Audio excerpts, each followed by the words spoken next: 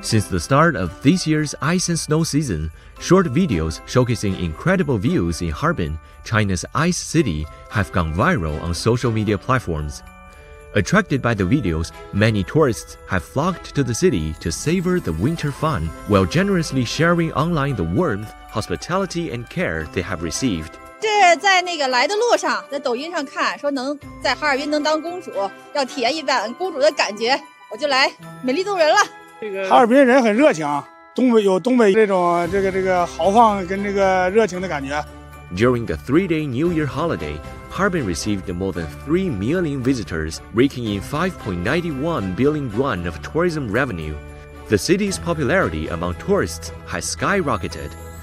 Among the most popular videos filmed in Harbin, there are a series about a group of children from Guangxi Zhuang Autonomous Region. The adorable children set off a craze in cyberspace and have accumulated a flood of followers curious about their adventure in the north. Their trip has also brought about a round of friendly interactions between Heilongjiang and Guangxi, unlocking a mutually beneficial approach to promoting cultural and tourism development.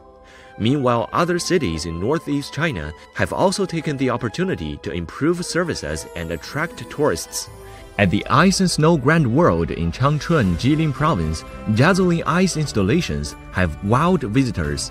感受一下东北人的热情好客，然后也来感受一下东北这边的是不是真的很好玩，感觉长春的冰雪新天地也很不错。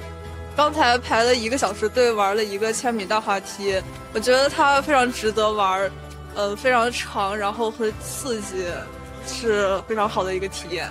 Amid the growing popularity both online and offline, many tourists have made cities in northeast China their wish list travel destinations for the upcoming Spring Festival holiday.